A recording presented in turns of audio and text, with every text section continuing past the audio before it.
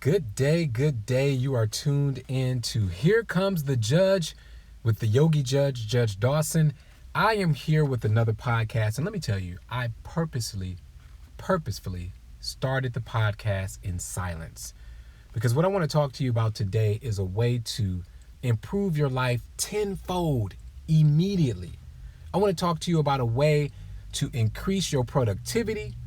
I want to talk to you about a way to silence the naysayer, the main one, the one that lives in your head immediately so that you can live your absolute best life. And I'm going to be talking about that throughout a lot of podcasts. And let me tell you right off the bat, not only am I a municipal court judge, not only have I been practicing law for 19 years, I have certifications in emotional intelligence and leadership, psychoanalysis programs. I mean, I have spent many years developing the tools and techniques to bring you all the proper ways to improve your life. And then on top of that, I have personally witnessed so many people derailing their future, destroying their dreams, getting off track because of their inability to tap into their greatest selves.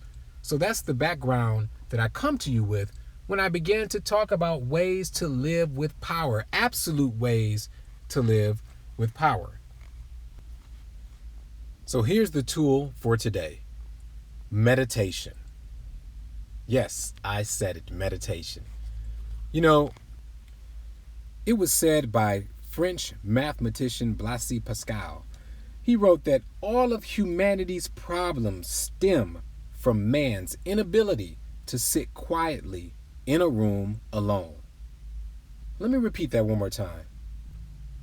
All of humanity's problems stem from man's inability to sit quietly in a room alone. So he's talking about you. He's talking about me. He's talking about the fact that we are most afraid, or uncomfortable at least, when we are forced to deal with our own mentality, the voices in our head, the true self that exists within us. Think about it. If a person goes to jail, how many times have you heard, in prison and things like that, solitary confinement is a punishment?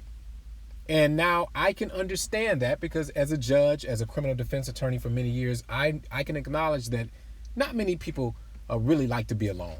And relationships are everything. We are relational beings. So we're not born or meant to be alone. So I will start by acknowledging that true fact. But isn't it amazing, and isn't it something to think about, that in order to cause punishment, and actually severe punishment upon a person, the justice system has figured out, hey, put them in solitary confinement. Make them sit alone. Let them be alone with their thoughts. Let him or her be alone with what he or she did. And that'll be punishment. And it's funny because if you really think about it, that's why we are so distracted as a generation. That's why so many of us spend so much time checking our phones all day. I mean, you even have people who go to the gym, and anybody that knows me know that I work out, I teach yoga, but you have people in the gym who checks their phone all day while they're in the gym. I know yoga teachers personally who in the middle of a class while teaching, while being paid to teach people, are drawn to their phone to check their phone. We are so addicted to distraction. We are so addicted to digital distraction that we are wasting away the best moments, hours, minutes of our days. So what have I done personally, Judge Dawson? What have I done to separate myself from the pack, or at least to try to live my best life? I have committed myself to meditating every single day for at least 10 minutes a day. And just today, I'm on day 11. I'm not perfect. And by the time you listen to this podcast, I'm sure I'll be on many other days. But I must admit to you that today, for the first time, while I was in the middle of meditating, I thought to myself, wow, this is getting hard. I mean, it's really hard to sit still and not talk to anyone or look at anything or allow myself to be distracted by anything. I mean, it is literally easier to spend 10 minutes, 20 minutes, 30 minutes on a treadmill running or doing any other type of strenuous exercise. It's easier to do that than it is to sit still for 10 minutes and just meditate. But I tell you, there is so much power in the ability to meditate. There's so much power in the ability to connect with your inner self, to listen to your thoughts, to deal with the inconsistencies that you may see come up, to deal with the demons that may come up, to deal with the discomfort, because it's through all of those, acknowledging the discomfort, dealing with the demons, noticing the inconsistencies. It's through all of that, through that process, that you and I will become stronger. And we will become better for it. And we will be of more value to ourselves, our family. And with that increased knowledge of yourself, you will know how you are valuable in each situation. You'll know how to move in certain situations. You'll know how to get out the way in other situations. You'll be able to figure out how are you sabotaging your life. I'm telling you, those things will come up when you're meditating, because you'll be forced to deal with where you are right now, what you're feeling right now versus where you want to be and what your goals are.